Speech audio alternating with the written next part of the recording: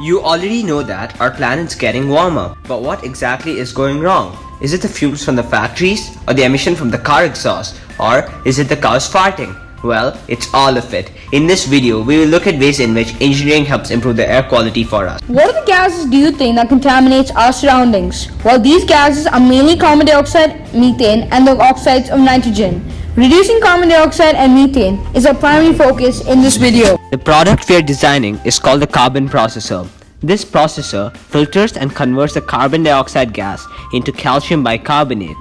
So firstly, the carbon dioxide gas goes through the valve, and in between the valve there's a small sponge layer with calcium hydroxide.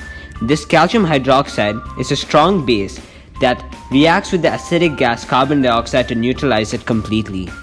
Products formed in this reaction is calcium bicarbonate, which is not reactive and is safely stored in the jar.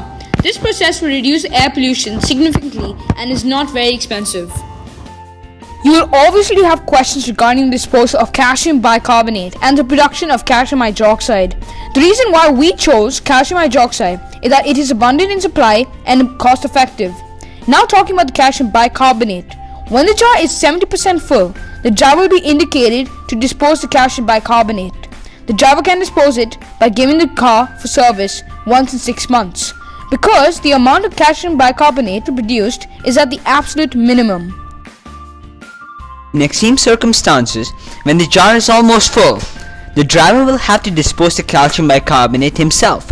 This calcium bicarbonate can be given for industries involved in chalk manufacturing because calcium bicarbonate is used to make chalk. Now talking about the pollutants in the factories. For the carbon dioxide released in the factories, we can make a machine like the carbon processor in the car that has a layering of calcium hydroxide, but the factories also produce methane.